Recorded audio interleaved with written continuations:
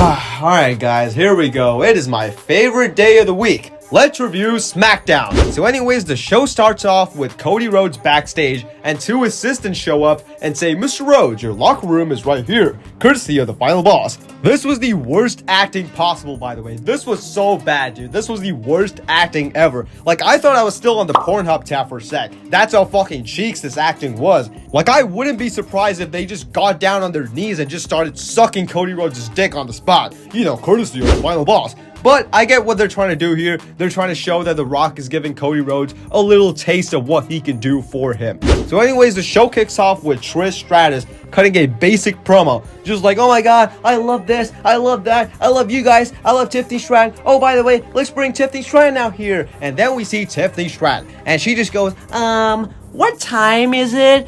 Oh my god, dude. Please don't tell me this is going to be a thing from now on. Come on! Tiffany Stratton is fucking garbage on the mic, dude. Holy shit. Anyways, then we see Chelsea Green, and this is weird. They had Chelsea Green play the anti-nationalist heel because they're in Canada, but Chelsea Green herself is Canadian, so it's like, what the fuck? Like, Chelsea Green just says, "I may be from here, but the people in America are so much better." And Tiffany Stratton just says, "I'm from America and you don't represent me. I never said I represent losers." And then Trish just says, "You know what, guys? Let's have a match. Am I right? Let's have a match." And then we get a match. What the fuck was this shit, man? The promos in the women's division have been so fucking ass lately because everybody sounds like a fucking middle school English teacher. Anyways, this was a garbage match where nobody caught Tiffany Stratton after a dive once again. And this ended in a DQ once again. Bro, every fucking match in this division ends in a DQ. It's always the same fucking shit every single week. So yeah, the match just ends in the DQ because Nia Jax and Candice LeRae attacked Tiffany and Trish, but Tiffany and Trish beat up Candice and Nia anyways. So yeah, that's it. Wow, this shit stinks. The women's division stinks, dude. Holy shit. And I'm obviously talking about the booking, you know. Triple H either does not know how to book this division or he just doesn't care. Anyways, let's just move on. Then we see Andrade versus Jacob Fatu. So we were supposed to get LA Knight versus Shinsuke tonight for the US title, but for some reason, Nick Aldis thinks that there are controversies regarding LA Knight being the #1 contender, so we're gonna have a #1 contender tournament tonight. At this point, man, just have Shinsuke break Roman's record, cause why not? Just have him hold the belt for 1,317 days. Just have him never defend the title, you know? Just like he is now. Just keep having him get away with defending the belt, you know? Just keep coming up with new #1 contenders just like you are doing right now. Yeah, man, whatever. I don't give a single fuck about the US title division. I'm not gonna give a fuck about it until Shinsuke drops the title, dude. So yeah, Andrade versus Jacob Fatu was a pretty boring match. It had a couple of good moments, but it was still a boring match overall. And Jacob Fatu won, so he advances to a triple threat #1 contenders match later on in the night. Let's just move on. Then I fell asleep. Like, legit, I'm not kidding. You can't blame me, alright? It was a long day. And when I woke up, I saw DIY on my screen, so I just went back to sleep. Again, you can't blame me. Anyways, when I woke up, I saw a John Cena hype video playing, and I was like, alright, I'm just gonna continue my nap. But then Drew McIntyre interrupted it, and he's all like, "Cut that BS. Stop playing that." And he just sits on the announce table like, you know, classic Drew McIntyre,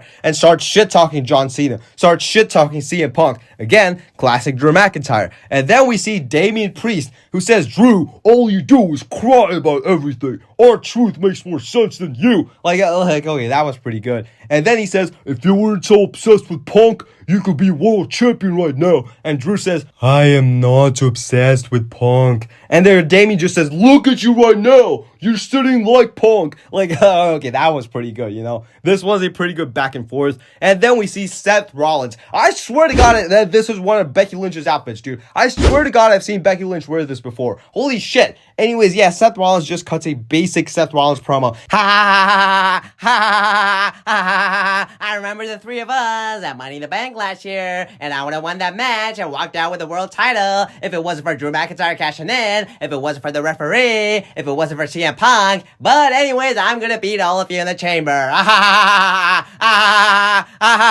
Like, yeah, whatever. Then we see CM Punk. Is it good to be alive on a Monday night or a Friday night in Toronto or what? Yeah, whatever, man. We get it. Anyways, Punk and Rollins just have this back and forth, like, oh, I hate you, I hate you, I hate you. And Priest and Drew just have the back and forth of their own, And then we hear John Cena's music, and I fucking jumped out of my couch, dude. But when we see Logan Paul, all right, man, that was good. That got a good laugh out of me. And Logan just gets this, like, Dominic Mysterio treatment, dude. Holy shit. And Logan just shit talks everybody, And he shit talks CM Punk in the end. And, he talks about how he slapped CM Punk last week on Raw. And CM Punk chases him down. So, yeah, that was it. This segment's done. Hey, you know what? I'm not going to sit and lie and say this was a great segment, like, oh my god, this was awesome, but holy shit, dude, we finally got something watchable on SmackDown. Like, I'd say I kind of enjoyed this. Why wasn't this the opener of the show? Because literally everything we got before this was boring as fuck. Anyways, this was a pretty decent segment, so let's just move on. Then we got LA Knight versus Santos Escobar. Again, I don't give a fuck about this, man. So yeah, this was a whatever match, and obviously LA Knight wins and moves on to the triple threat match later on. Then we got a promo between Sami Zayn and Kevin Owens via satellite, and it was pretty much the same shit we've been seeing every single week. Like, there was pretty much nothing new in this promo, other than, Kevin Owens just saying, like, oh my god, when I beat you up and end your career and make you an unemployed piece of shit, and basically your family's just like, fucking homeless or whatever, I'm not gonna help them or some shit like that. So yeah, that's the only new thing we got, that's the only thing that was new in this whole promo. So yeah, there was pretty much nothing new in this promo at all, just a basic Kevin Owens and Sami Zayn promo, the ones we've been seeing like every single week now. I'm not gonna lie, they should have just waited until WrestleMania, dude. I'm still excited for this match, like I'm still excited for what they're gonna do, but they should have just run their first match at Mania, dude. Like, this was kind of rushed, I'm not gonna lie.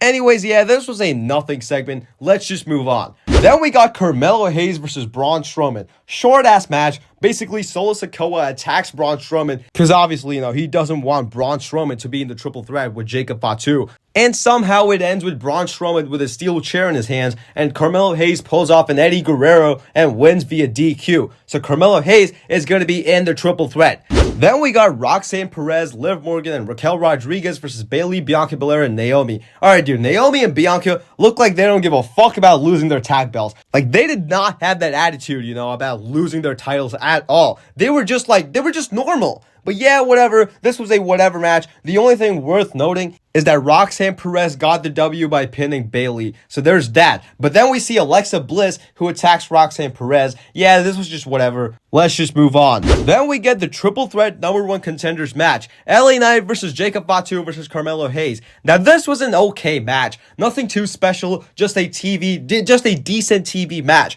And in the end, Jacob Fatu hits the moonsault on Carmelo Hayes and then goes for the pin, but then LA Knight drags him out of the ring and pins Carmelo Hayes to win the match. Okay, I just gotta say, what the fuck? So you had LA Knight as the number one contender initially, and quite literally nobody complained about it, but then for some reason, you set up this other number one contenders match this week, and then you had LA Knight win that one as well? What the fuck? We didn't progress at all in the show. We just ended where we were last week with LA Knight as a number one contender. What the fuck is this shit, man? Genuinely, what the fuck? You know what? Never mind. Who never fucking mind? Who gives a shit? As long as Shinsuke drops the fucking belt, we're good. So let's just move on. So then we see Cody Rhodes getting interviewed by Michael Cole. Now, Michael Cole is all business, He's just like, oh, Cody Rhodes, the Cody Rhodes I would have known for 20 years would never take this offer and shit like that, He just highlights what this offer would do for Cody Rhodes. He's like, oh, you could be a part-timer just like Roman Reigns. You could go to Hollywood. You could be on the TKO board. And, he just basically hypes him up and stuff like that. And Cody Rhodes just doesn't say shit until Michael Cole says, oh, wait a minute. Apparently The Rock has a gift for you, Cody. And it's a truck. Bro, what the fuck? The Rock is literally Cody Rhodes' sugar daddy at this point with all these gifts. First there's sushi and now a truck. And look at this truck, man. It looks like The Rock came on it. It looks like The Rock rode Cody Rhodes on it with his dick, with his ejaculating dick This reminds me of the AJ Styles cum shirt from TNA. Anyways, this was The Rock. Then we see The Rock on the screen, and he's just like, "Oh my God, I'll see you in Toronto, where I know you're gonna make the right decision." And he shows him his new weight belt. It has Cody's soul written on it, with the date of Dusty's passing on it. Holy shit. Dude, at the Elimination Chamber, I need Cody Rhodes to go absolutely crazy. I need him to fully snap on Dwayne and tell him to fuck off. Instead of just a, basic, I considered your offer, and I have to say, as much as I respect you, as much as I love you, I am gonna have to say, no. Like, shut the fuck up, dude. Have some edge. This guy has the date of your dad's death written on the weight belt. You're supposed to slap him in the fucking face again. So yeah, this was a whatever segment. I'm not gonna lie, even though the execution so far hasn't been the best, like The Rock's promo last week was pretty bad, and what we got with Cody Rhodes tonight was pretty much nothing.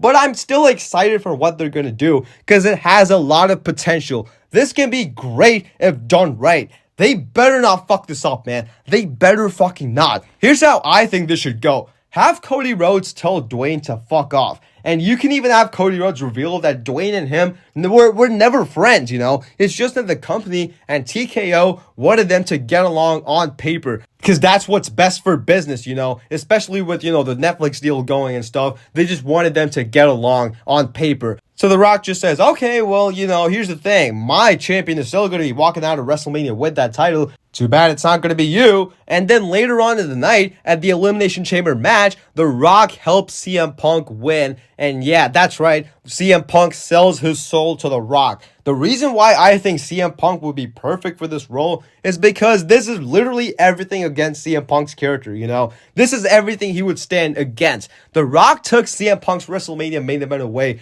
multiple times. And the fact that Punk is so desperate that he used the same man's help, he used The Rock's help to get to the main event of WrestleMania, I feel like that's the true selling his soul moment. And it would also tie perfectly into his promo with Cody, where he said that, a true friend stabs you in the front. So yeah, after this whole Dwayne shenanigans, I have officially changed my mind. I feel like the WrestleMania main event this year should be Cody Rhodes versus CM Punk, accompanied by The Rock. You can even make it a no DQ match and have The Rock involved, obviously. I think this could be great. You could even have CM Punk win and have them build the Corporation 2.0 with CM Punk. I was thinking it would be cool to have Ricky Starks, but I don't know, he's going to be in NXT for a while. But yeah, make this a whole ass faction. Have them be this heel authority faction run by The Rock. You can even build some heat between Triple H and The Rock, with Triple H being the good authority figure, and you can build that up to Survivor Series, where we get Team Triple H versus Team Rock, where the winner gets control of WWE. You can have Team Triple H be Cody Rhodes, Roman Reigns, Seth Rollins, John Cena, and Randy Orton. And hear me out, this is the best part. Have Randy Orton turn on Cody Rhodes in the middle of the match and walk away, like the Big Show did to Cena, and have Roman Reigns as a sole survivor, where Punk pins Roman with the help of The Rock and gets the win. That way you can build to Rock versus Roman and Cody versus Randy for next year's Mania. And as for Punk, he can drop the title to an underdog, like Bryan was to Authority, like a Sami Zayn, for example. Did I just cook here? I don't know. I think I did. Let me know what you guys think in the comments below. Anyways, that is it for tonight's SmackDown. This was a stinker of a show, I'm not gonna lie, but it was way better than the previous few weeks, so I'm gonna give it a 4.5 out of 10. I'm not gonna lie, the Elimination Chamber is make or break for WWE. Now is it time to start locking in as hard as possible. Triple H, come on, man. You got to lock in. Anyways, that is it for today's video, guys. Thank you so much for watching. I'll see y'all next time. Peace out.